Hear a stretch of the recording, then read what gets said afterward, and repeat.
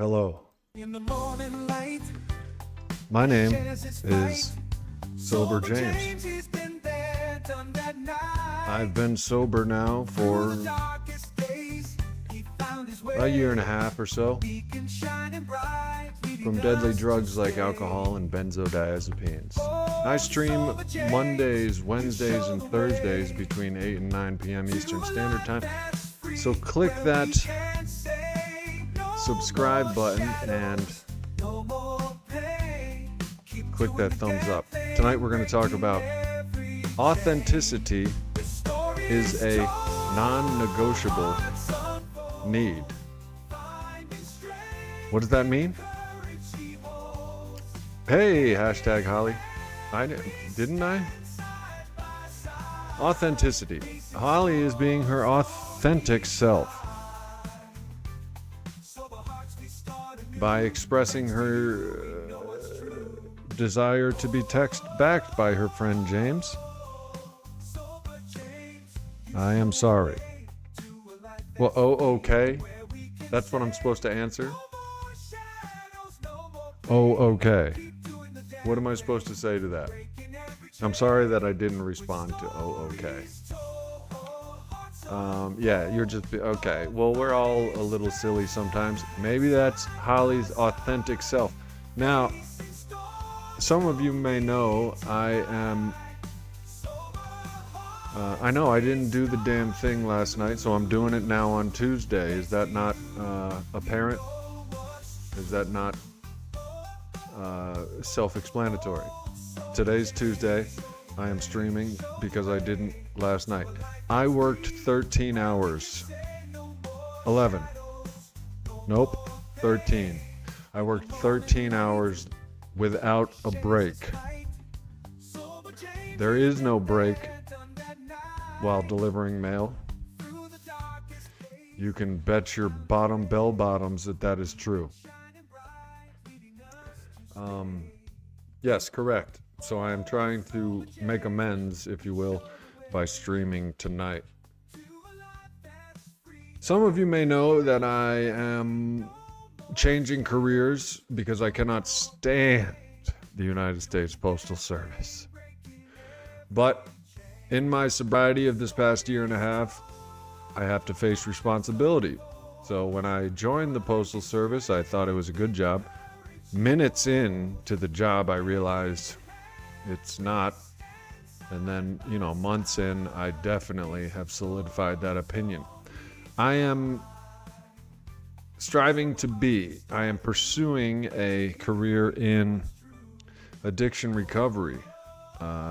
Peer support specialist is the title I would like to enter the workforce as a recovery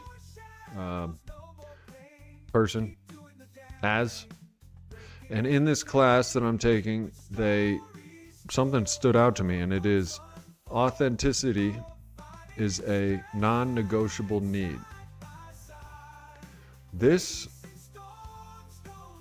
related to me in the terms of, well, I don't know if I talk about it much on here because I don't want to disrespect anybody, but I can't really hang around my dad because, well, this is the reason. It dawned on me in class when they said authenticity is a non-negotiable need. A need, just like food, water, sex, just like love, just like acceptance by your peers. To be authentic is a need. This makes so much sense to me. Now, my dad doesn't mean any harm. He loves me and he does his best. His crime is caring too much. Hey, Cats for Life. I'm Dogs for Life. Nice to meet you. I was just walking my dogs. It's something that my authentic self needs to care for my dogs. If someone crosses me and my dogs, if they endanger my dogs, my need has been violated and I will lash out. If my need to be comfortable is violated, I will lash out. This relates to addiction. I don't know if you're anything like me when you would drink, but when I drank, I would express parts of myself that I didn't get to express every day. This might be my sexual side. Obviously, we all have inhibitions when it comes to our sexual natures. With workplace, with laws and Me Too movements and sexual harassment policies, we don't always get to be our natural sexual selves except in our dreams and when we're drunk. You notice how everyone gets super sexual when they're drunk?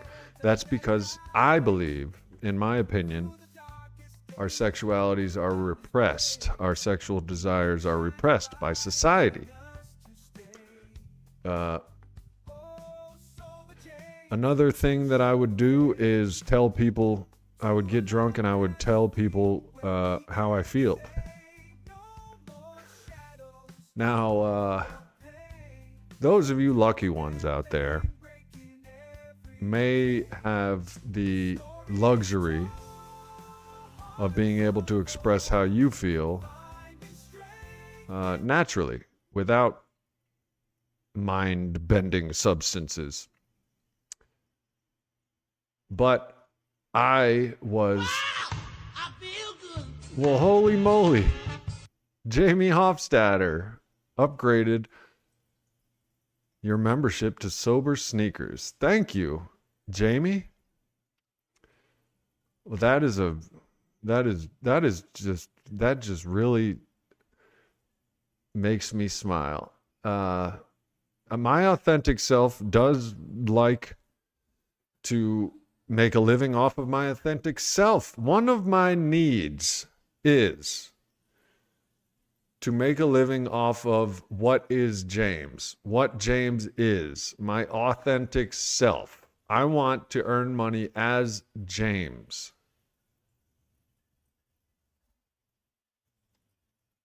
The song is beautiful, fantastic. It's causing my brain to malfunction. Can you hear the song? I just stopped it, but thank you, Jamie, for, let's see that again, just for the. Wow, I feel good. R.I.P. James Brown, and thank you, Miss Jamie Hofstadter. For those of you who don't know, Jamie clicked the join link in the description of this video or in the chat box. You are special. To join to get cool things like, emojis and stickers and stuff. But that brings me back to the topic, which is, why is authenticity a need? I have often felt very frustrated in the presence of my dad. I will, in so many words, it's complicated, like all of our parents' relationships. It's a complicated relationship. I'm sure you can understand. We all have parents. They all get on our nerves. We love them, but my dad, is critical. It's not his fault, but he's very critical. He cares a lot, and he wants me to be the person he wants me to be, and without even doing it on purpose, he represses my authentic self, has conditioned me since I was young, not on purpose. He's not evil, but due to his nature has conditioned me to be basically repressed, scared, to express myself. I've always when I would get drunk, I would express the sides of me that I felt they're me, you know. Rock and roll, man. You know what I mean? Rock and roll. And motorcycles, which ironically enough, I don't ride and he does, but you get my point. So in peer support specialist certification training, I learned a very interesting point. Authenticity is a non-negotiable need. Let's see what AI has to say about this, since AI is our new master. In today's world, where authenticity is increasingly valued, many individuals and organizations find that authenticity is a non-negotiable need, meaning it's a fundamental requirement for building trust, fostering meaningful relationships, and achieving genuine success. Here's why authenticity is becoming increasingly important. Building trust. In an area of misinformation and superficial interactions, people crave genuine connections, and are more likely to trust individuals and organizations that demonstrate authenticity. Like your boy Sober James, you know what I'm saying? Yo, for real? I've been authentic on this channel since day one in 2018. And I mean, unintentionally, that is what a lot of you have come to relate and adore about me. And thank you for adoring me. I don't always feel adorable, but you make me feel that way. Fostering meaningful relationships, authenticity allows for deeper, more meaningful relationships as it enables individuals to connect on a more fundamental level, sharing their true selves and values. My dad and I, good God. And this is just a prime example in my life. I'm sure you can think of examples in your life of people or institutions that don't allow you to be your authentic self. Let's just say work. For example, if your work is anything like the jobs I have had up until this peer support thing, then you don't get to be yourself. I'm super stoked about this peer support specialist position because it takes my tainted past, my rocky road journey of life, jails, institutions, death, and intoxication, and uses it to hopefully save lives of addicts that are struggling and in need of something to relate to. So I get to be myself. And as a matter of fact, that's what my resume is myself. That gets me high. These days, I'm not on any mind-altering substances, including cannabis or Adderall. And I have 1 cup of coffee in the morning. That's it. I don't even do nicotine anymore. So when I get high off of a feeling, I notice it. And I get high off of the feeling of being authentic. That's why I like this channel so much. You all, if you don't like me, you're not here. The ones that do like my authentic self have stuck around. What's up, Miss Ford? What's up, Cats for Life? Jamie Hofstadter. Ryan, I think you changed your name, but you may be an old-time viewer, long-time commenter.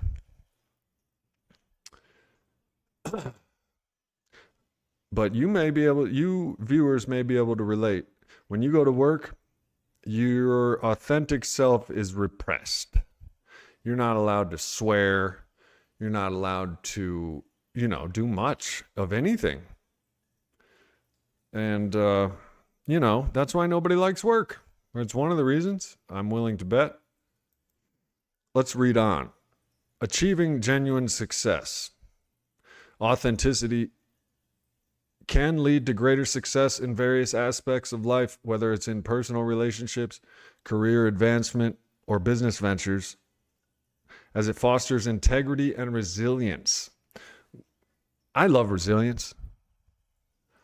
If you need me to prove it, I will do just that. I have another word for resilience tattooed on my knuckles. Can somebody type in what that says? Because sometimes I wonder if people can read it. This one says this.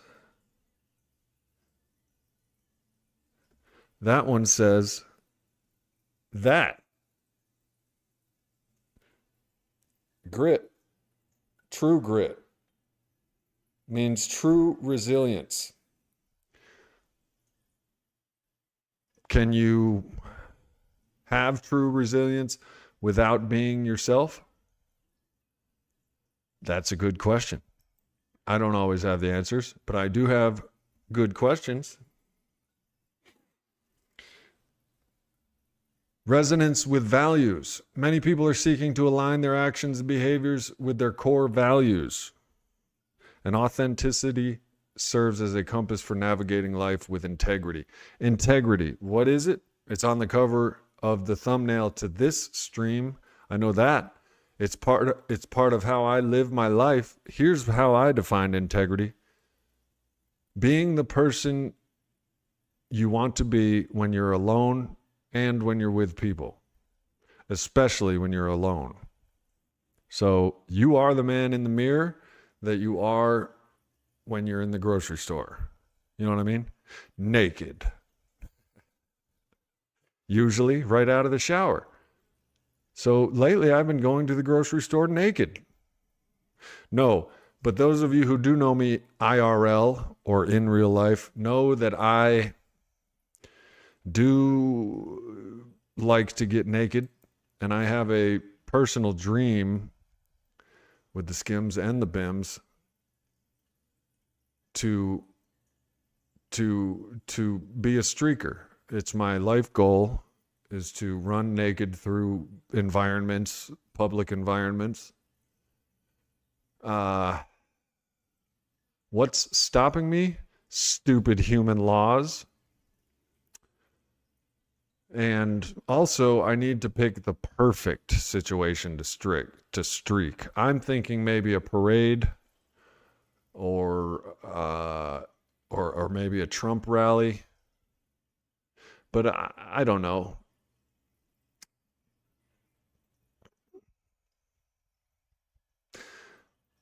So authenticity, fostering true resilience, grit.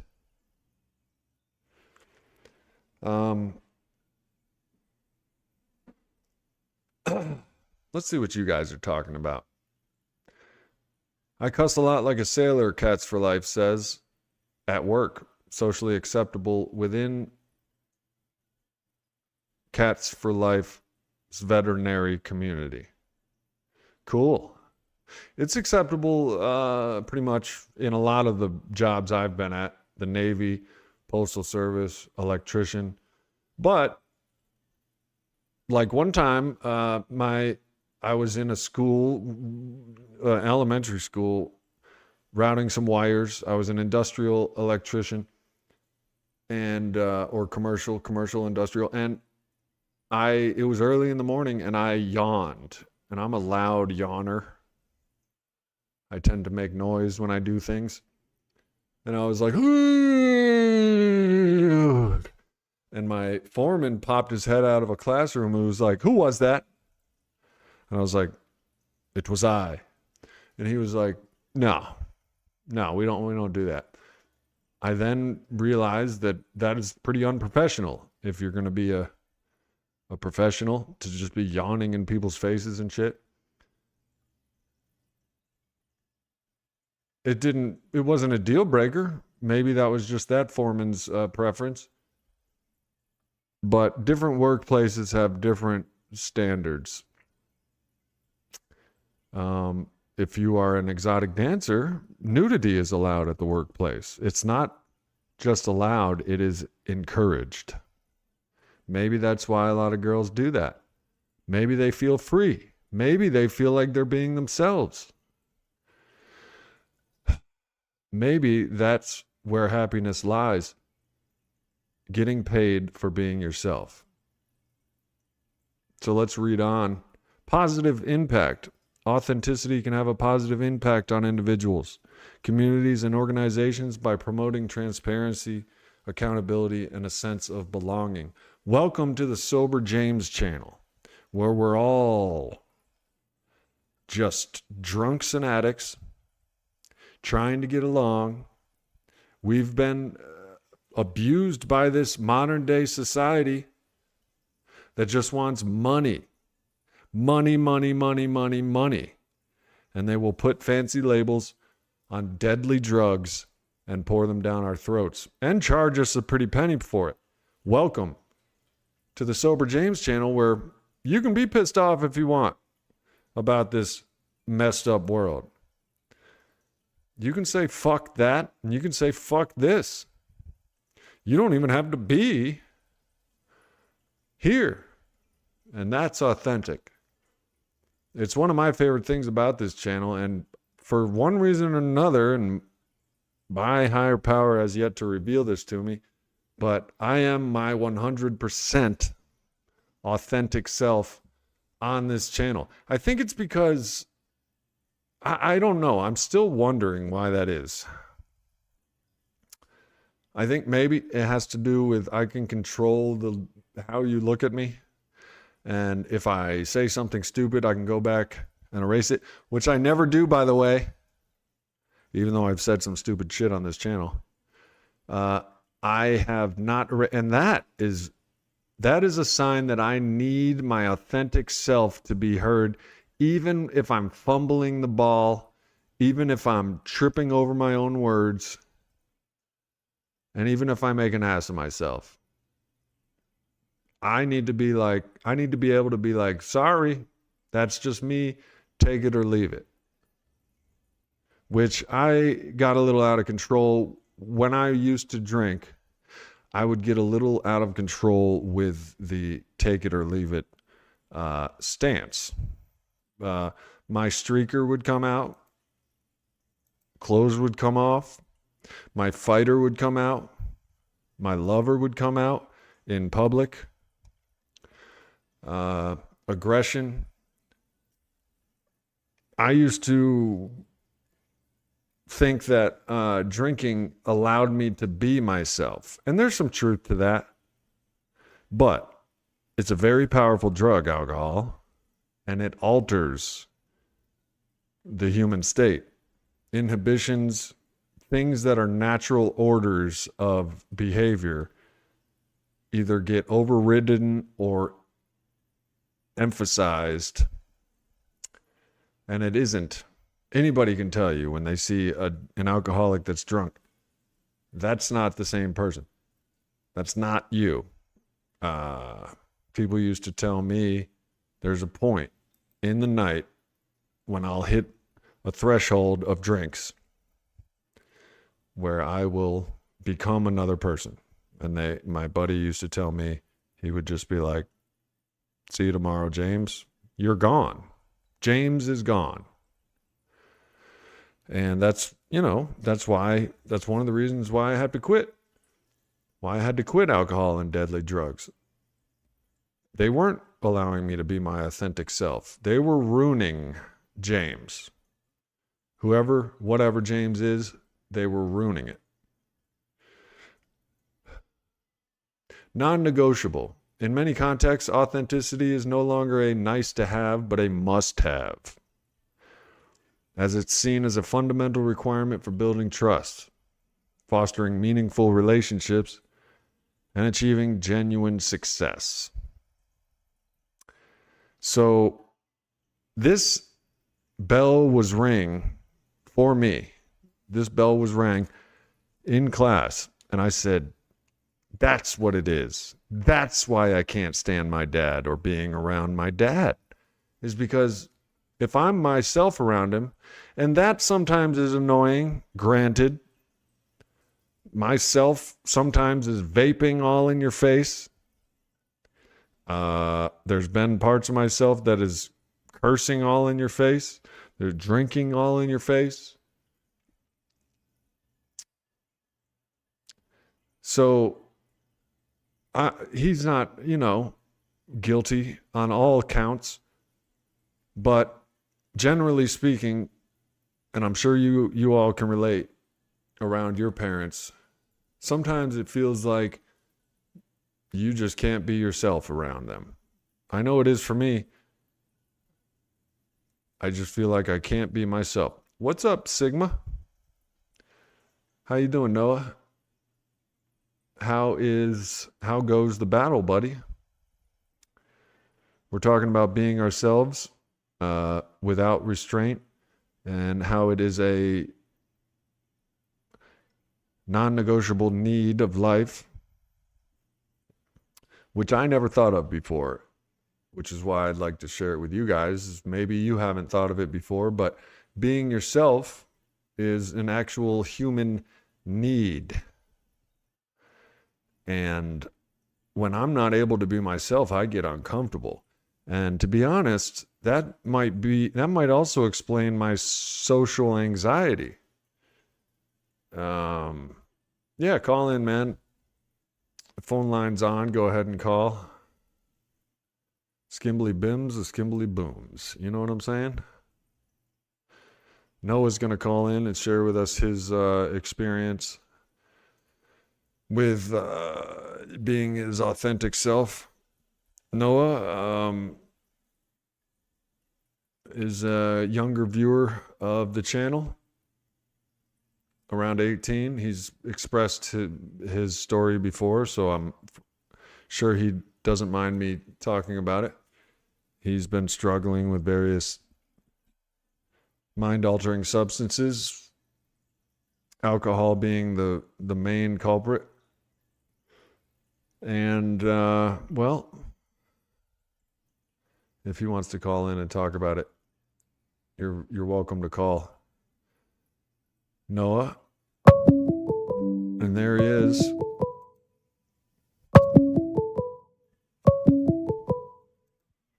From Noah. Hey, Noah. Hey, what's up? What's going on, brother? Hey, guys, let me know if you can hear Noah, if he's too quiet or if he's too whatever. How you doing, buddy? I'm doing okay today. Yeah, I got your message about Adderall. Yeah, I don't know why I did that much. Well, you're an addict, just like the rest of us. Yeah, that was not very fun.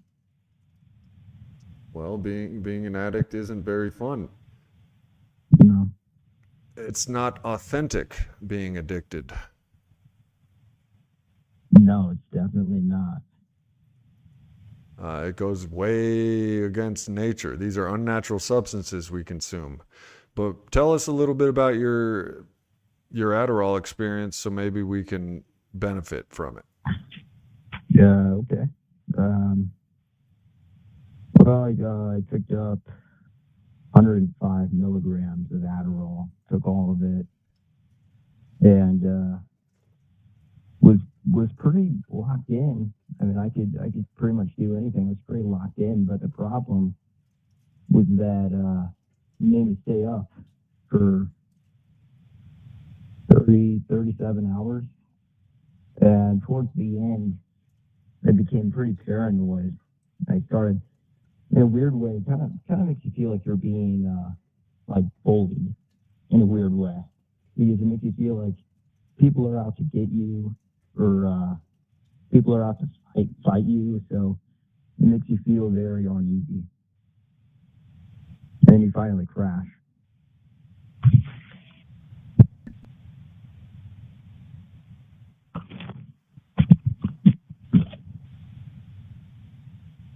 So, I mean, there wasn't really too much to it other than that. Paranoia and crashing. Yeah. And leading up to it, what were you, what you just wanted to get high? Yeah, pretty much. Or actually, you know what? No, I was at one of my friends' houses, and I saw it, and I gave into it, and yeah, I pretty much stole it. Yeah. Yeah, that's what we do when we're in the grips of the disease of addiction. Well, so how are you doing now? How are you feeling? Well, now I'm feeling pretty fine. I mean, I've already slept it off. I mean, I feel a little unmotivated, but that was expected.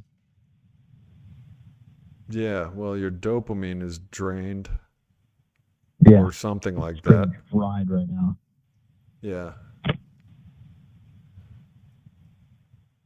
How long has it been since your last drink? So, been 2 weeks. Yeah, How are you yeah, doing? with the opioids.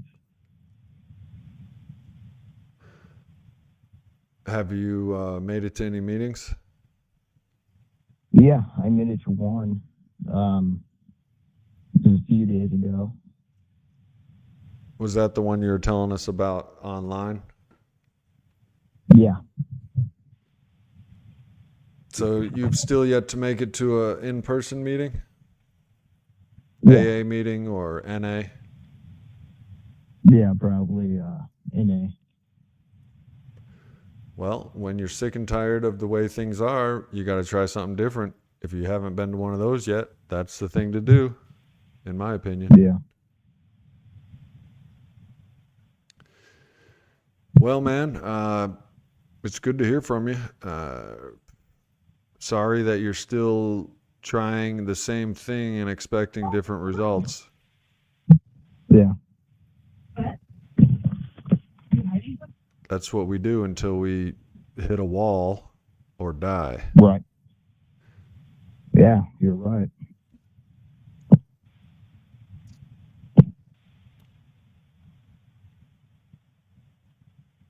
All right, man. Well, you continue being your authentic self, and I'll do the same. And Yeah, I'm gonna read some more comments. yeah, that sounds good. It's good to hear from you, and keep in touch, brother. Yeah, I will. All right, Noah.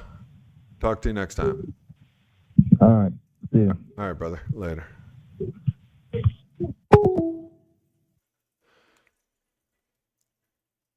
Noah's authentic, I think. Seems authentic.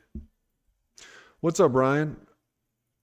Hot boy Ryan, I didn't realize that was you.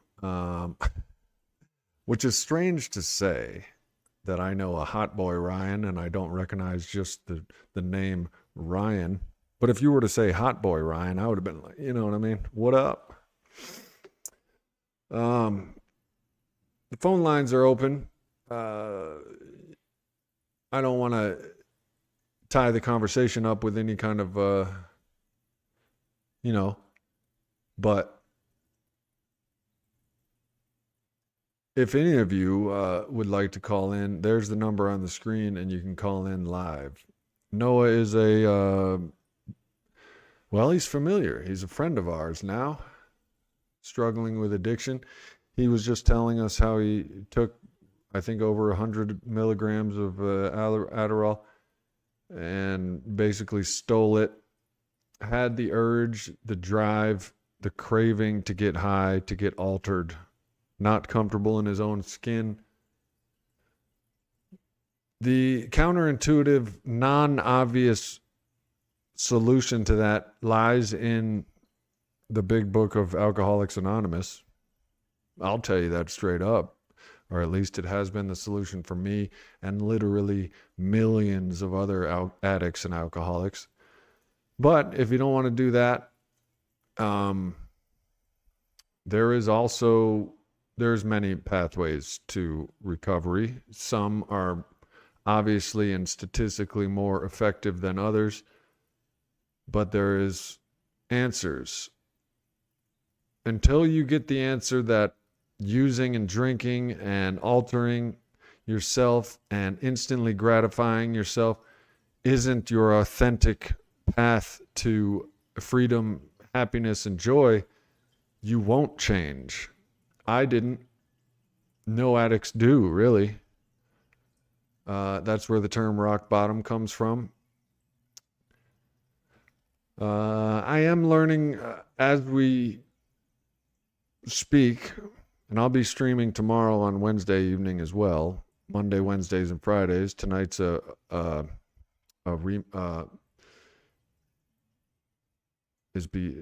is a what's the word I'm looking for? I'm streaming here on Tuesday because I didn't stream last night on Monday. Because a job that doesn't allow me to be my authentic self, really, because my authentic self doesn't want to work 13 hours, okay? That is not what I truly want to do. And if you make me do that, I'm going to be very unhappy. That makes a lot of sense to me.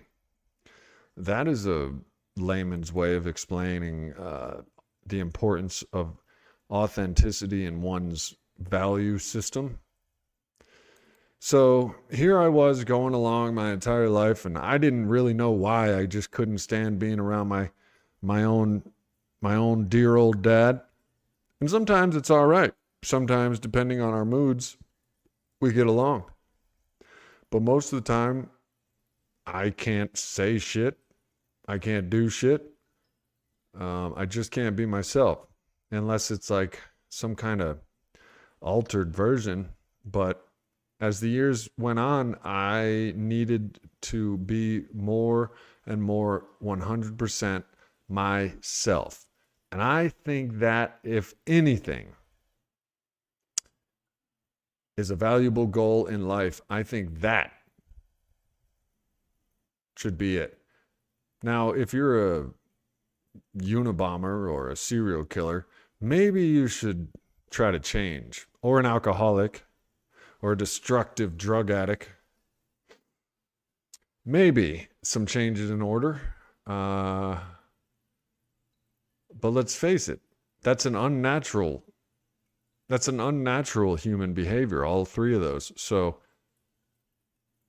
it would be inaccurate to say that that is your authentic self. What do you guys think? Am I talking out of my ass here? Can you guys relate? How hard is it to be in a relationship, a romantic relationship? There's another example. When couples fight, the last relationship you were in, how much of it was due to you not being able to be your true self? How much of your discomfort and discord was due to feeling like you couldn't be yourself? How many couples are unfaithful because of the man or woman that they venture out and cheat with allows them to be themselves? When you didn't allow me to be myself. That's why I'm out here. I ain't gonna say that, but sounds familiar. So I personally was impressed by this revelation. Judging by the quiet room, I guess you guys aren't as excited about this topic, but for me, this hits home. What's up, Mike? Mike says, I don't feel like myself, but if I'm not me, then who am I?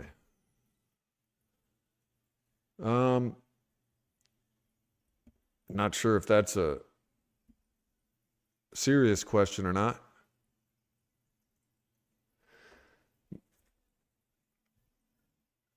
I would answer that by maybe you are being forced into being someone you're not for someone else. There's a lot of, let's just use YouTube channels as examples.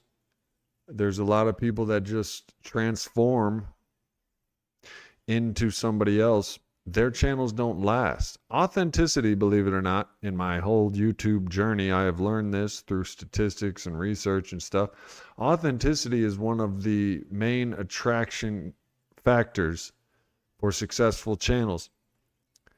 Viewers want to know that what they're relating to is the person that really is. Mr. Beast, he's the most successful YouTuber of all time. He's himself on camera. Sober James, a close second to the top YouTuber of all time, next to Mr. Beast. Sober James, I'm sure you've heard of him.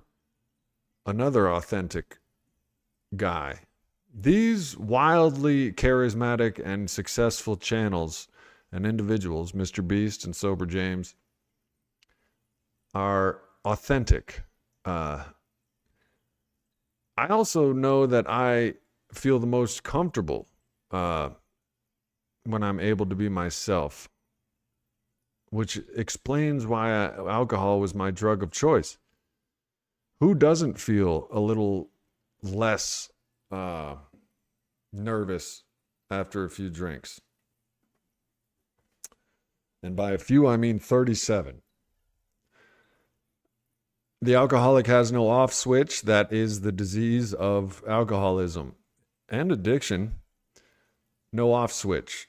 So where alcohol can ease and comfort the non-alcoholic person, they can say, oh, I've had enough. I'm, feeling a little lightheaded, or whatever non-alcoholics say when they've reached their limit, whatever that is.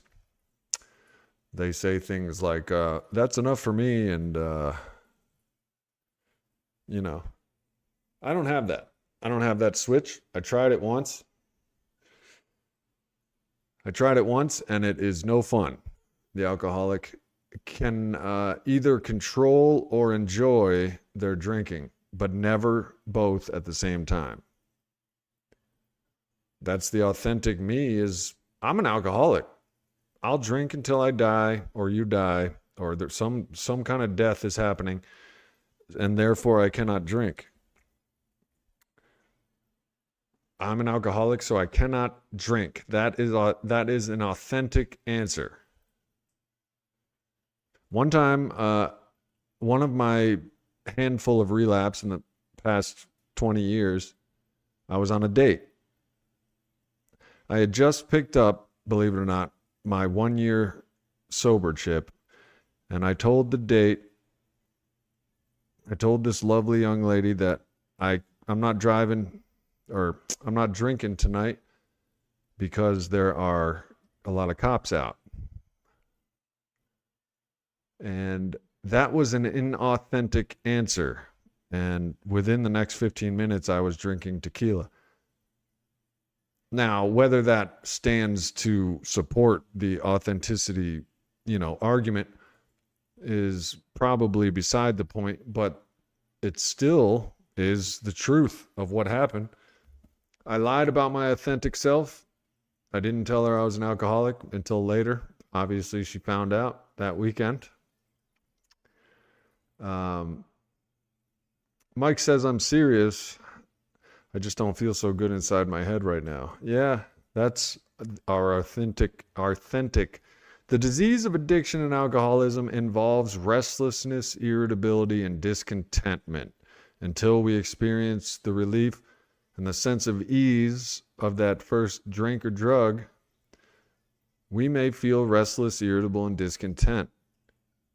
Whether this is a chemical imbalance, whether it's nature or nurture, whether it's our parents not letting us be our authentic selves, or whatever it is, the natural baseline state of me, the alcoholic, is restless, irritable, and discontent.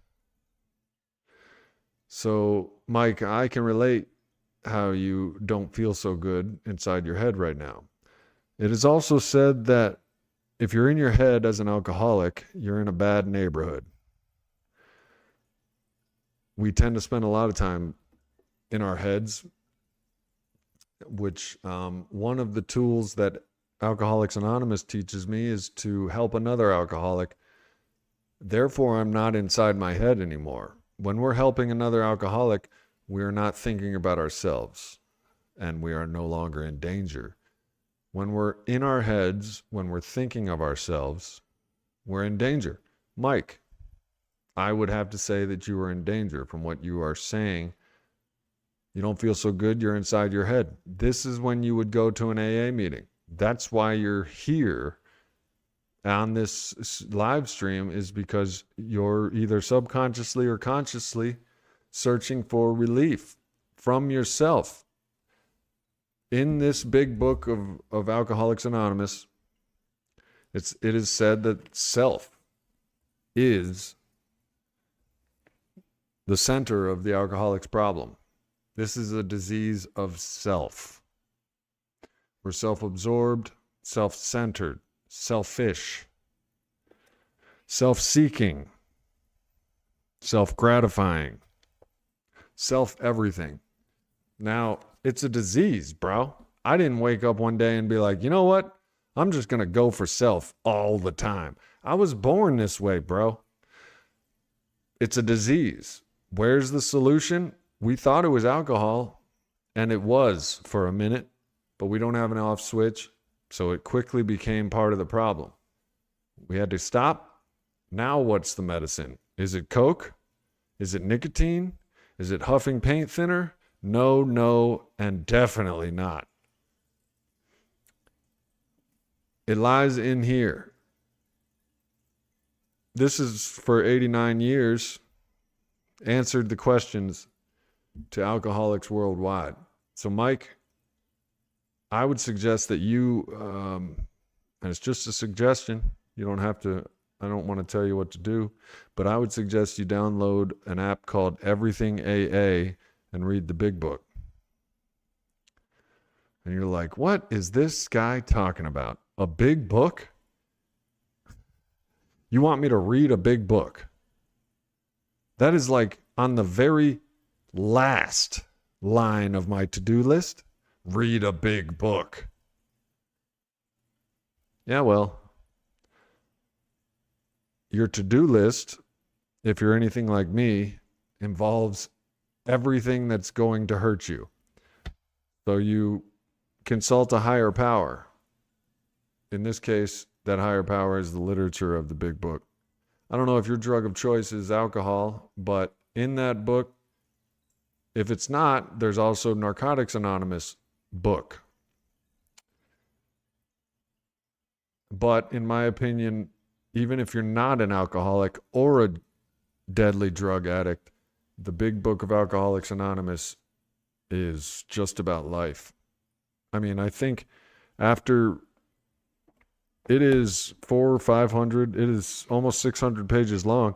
And after like the 60th page, they no longer talk about alcohol. It might be a page before that. But therapy, yes. But if you're anything like me, you have trouble getting your ADHD together long enough to even come to a proactive thing like therapy. So, brother, Mike, if you're in your head, it's good that you're here. For this small amount of time, maybe you're not in your head. Realize that your story that you're telling us right now is helping somebody out there. Somebody is relating. Somebody's saying, you know what, Mike? I feel that way too, and I'm glad you talked. I'm glad you shared it with us. Maybe Mike then says, I feel something different now. I feel like maybe I'm worthy, or maybe I did some good. Maybe I'm not what I've been calling myself in my head all day. So I'm sorry you feel down. I'll tell you this too, Mike. What I've learned in my journey of addiction is that I am a being that does not like to feel uncomfortable. And it didn't occur to me that life isn't always comfort. For some reason, that didn't occur to me. And so whenever I was uncomfortable, I would use drugs like alcohol. I've learned in recovery that life is life. Life on life's terms means there's going to be bad days like this one, Mike. This too shall pass.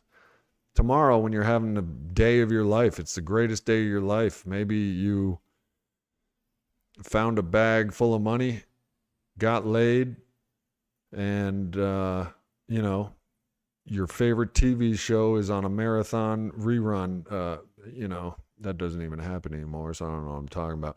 But you know what I'm saying. Tomorrow's the best day of your life. That too shall pass. And the very next day, you could be in the dumps again. That's how I know that bad days too shall pass. This past year and a half of recovering and just living in recovery and not relapse, quitting vice after vice after vice, not knowing what I'm going to do with my life, facing demons like lethargy and sloth and procrastination and, that other thing that rhymes with procrastination. I too have had bad days. I've streamed about them on here. I've gotten on here this past year and I've been like, I don't know what there is to live for. I don't even know what I'm living for. And that's how dark it's got. Recently, it's been a pink cloud every day. I literally jump out of bed. Today wasn't so good. I was in the dumps today. Mainly because I think I have a insufficient dopamine disorder, low dopamine. I have stroked my dopamine, suppliers and receptors all my life. 30 years or so, I've drank, smoked, slammed, fucked, fought, snorted, my dopamine fix and got the easy way to dopamine. Now my body's balancing out and I'm not so happy all days. And I'm not so happy with how I need to attain my dopamine. And I'm learning how to be a human again. So it's perfectly natural to have a bad day like today, Mike. Maybe you say, James, it's not just a bad day. I have a bad life. It may feel like that. But I assure you, and as a friend reminded me today, not even an hour ago, reminded me of very positive aspects about my life. Self-affirmations, she said, to practice in the mirror. And I know you might say, I've done that, James.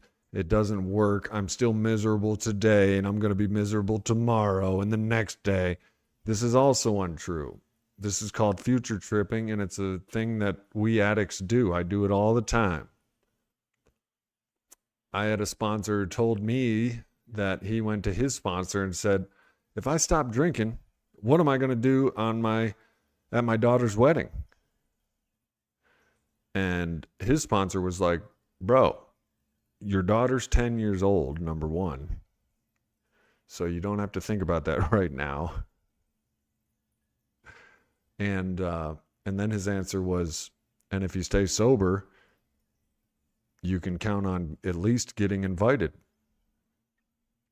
So future tripping is something that we all do, and it's a trap. There is 100% no way that we know the future. We might contemplate and think we do, but there is absolutely no way that any human being on earth knows the future. And I know some of you who watch, the Sci-Fi Channel and like my little sister Leanne, may she rest in peace, think that some of us have the talent and the ability to see the future and all that. And there's been some days and some drugs that may have convinced me otherwise, but I still have yet to see a future be consistently tripped into reality. So, Mike, the bottom line is this feeling that you're feeling right now shall pass. Sometimes it just takes patience. Like I said, you guys have seen me suffer on this channel before, emotionally, mentally, and think that it's not ever going to end. You've seen me disappear. I thought maybe there's no use. And you've seen me damn near suicidal. But lately, if you've been watching, you've been seeing me on the brighter side of things. That too has passed, those dark days.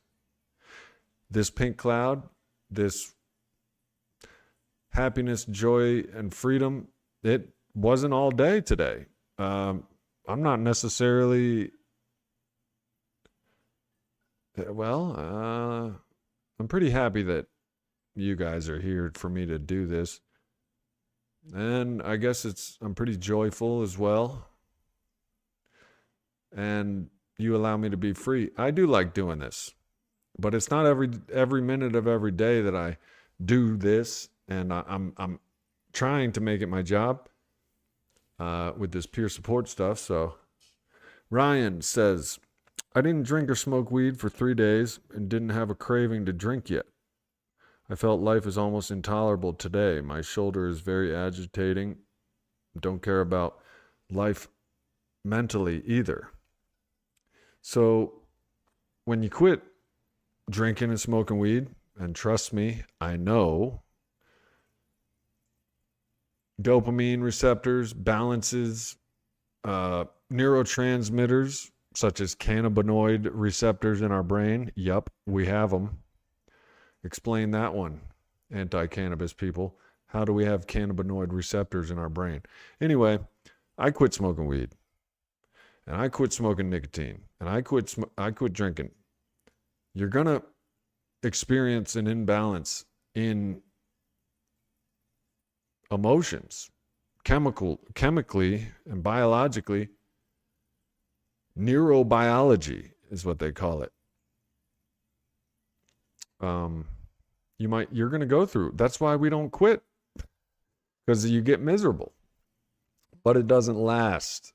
And your natural neurotransmitters and dopamines and serotonins and oxytocins and all those endorphins, they come back online and start firing naturally. And that's when, and I have experienced it recently, you feel a natural high. And it's a high greater than any high you've ever felt. It's like, it's joy, and it's freedom, and it's happiness. And where it might be very sporadic at first, and it might be very far in between, when you get it, when you get that feeling, it's spiritual, and it's motivating, and you'll feel like, this is why I'm going to get sober. This is why I'm going to stay sober.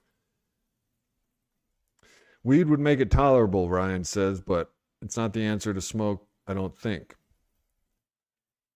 Yeah. Well, none of it is the answer.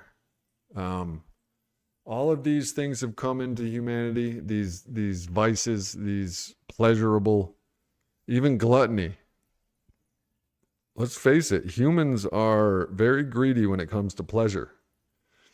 So you got your sex addicts, you got your gluttons, which are overeaters, sex and love addicts.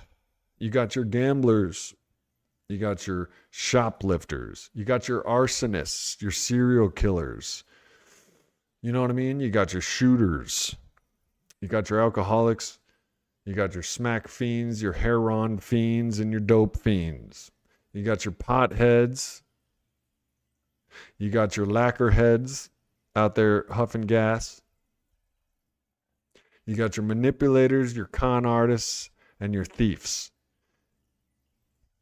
Well, all of these are easy ways to pleasure, instant gratification, dopamine drains.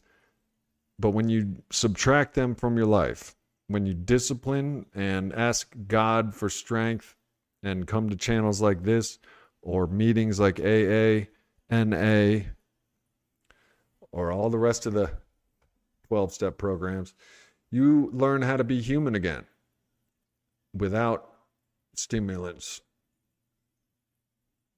Rebecca, I did not get invited to my daughter's wedding. Son is in prison, and it came to a head this weekend. Took a handful of blood pressure pills just out of hospital and took a huge amount of charcoal.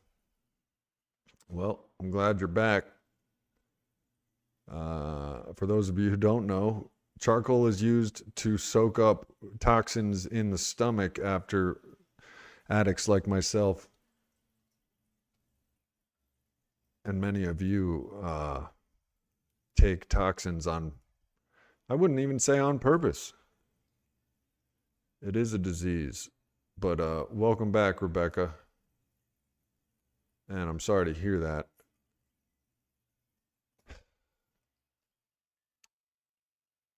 It sounds like you have some tough circumstances to face without drugs, booze, without comfort. Just know that you're not alone. I have experienced, I've been spit on. You know what I mean? Like, I've experienced horrible, incomprehensible, pitiful demoralization. So you're not alone. And there's millions of stories about people's daughters and sons coming back around. Time takes time when it comes to recovery. I know we don't want to hear that. That's why we snort, slam, and chug our drugs, because we don't have time. We're uncomfortable now. We want relief now. But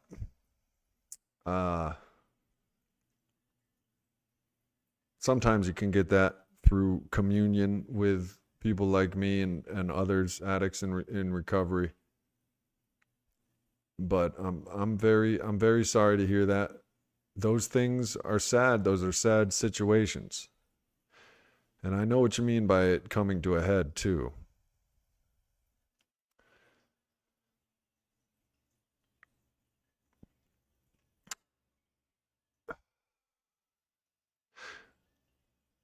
Life is rough. And as a good friend of mine, Ms. Holly Ford, says, we didn't ask to be born. We didn't ask for this. You know what I'm saying? I didn't get in line to be human. Being human sucks. That's what Ms. Holly Ford says, and it makes a lot of sense to me. Like, I didn't ask for this. You know what I mean? So it's okay to be pissed, and Rebecca, it's okay to be sad.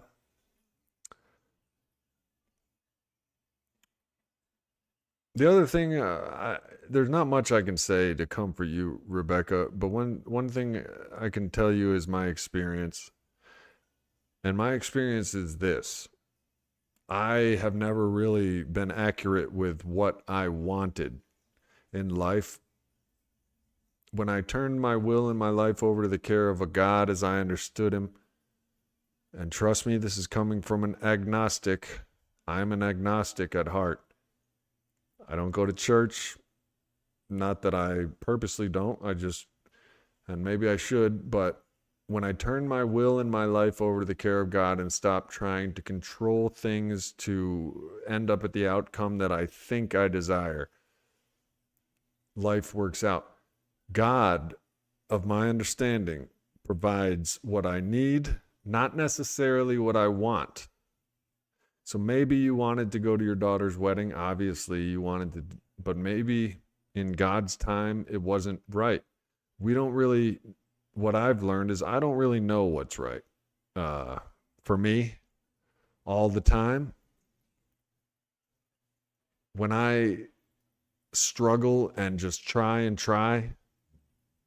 to get what I want or to manifest my ideal situation, I end up picking the wrong girl, picking the wrong job, spending the wrong amount of money, and doing the wrong things.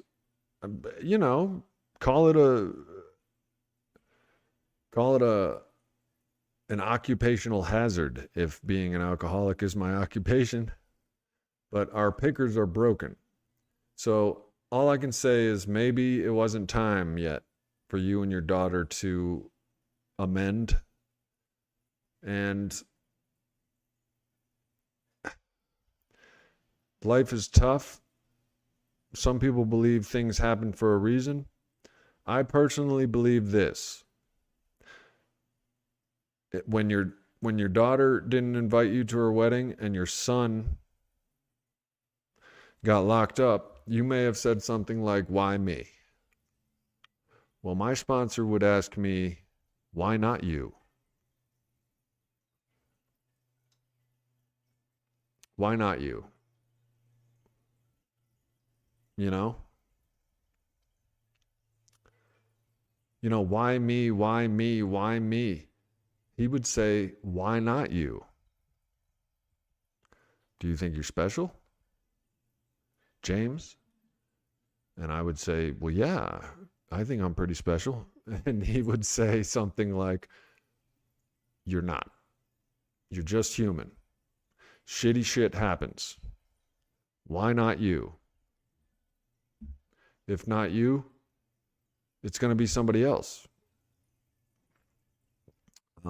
This kind of shit happens, and we have to deal with it. And Rebecca, I'm sorry to hear you're having a hard time of it. And maybe that question I just asked pisses you off. It looks like you agree. That's a great question, and it was for me too. I'm sorry you're going through a hard time, but this too shall pass. I promise you that. It's literally a fact of life.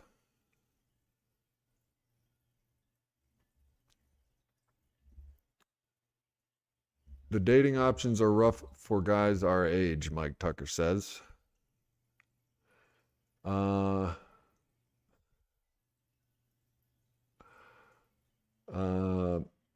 Well, that sounds like a you problem, buddy.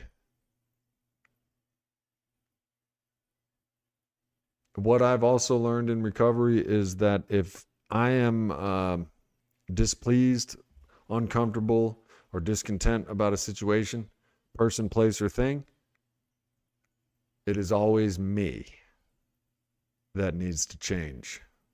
Always. Life on life's terms. So, Mike,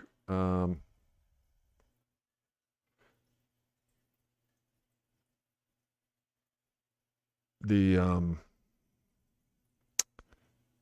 life on life's terms, buddy. That's all I can say. To me, that's all I can say to you, to Rebecca. Life on life's terms. Why not you? And that sucks sometimes, but this too shall pass. I also know this, Rebecca and Mike.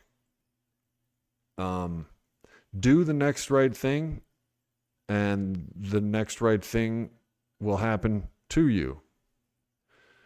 Strive to do the next right thing. Spiritual thing, God's will. Noah says, "I've realized that every day has been reflecting on bad choices and then doing bad things later. Days later again. Trying the same thing and expecting different results. It's the definition of insanity." The second step of the 12-step programs is coming to believe in a power greater than yourself that can restore you to sanity. Noah, I've said it 100 times before, but I'll say it again. Go to AA and stay. Now, I'm not supposed to be giving you advice. I don't know what I'm supposed to be doing, but that's what worked for me. When someone told me to take the cotton out of my ears and put it in my mouth, I didn't do it because there was too much cotton in my ears. But sooner or later, I finally heard them, and I took the cotton out of my ears and put it in my mouth. So, and that's what worked for me. All right, y'all. I hope you're out there being your authentic selves with some discipline and maybe even some restraint is part of myself as well that I've learned. But it's been a pleasure, and thank you for being here to help me stay sober one day at a time on this day. I will see you tomorrow, Mondays, Wednesdays, and Thursdays between 8 p.m. Eastern Time and 9 p.m. is when I do these live stream addiction recovery podcasts.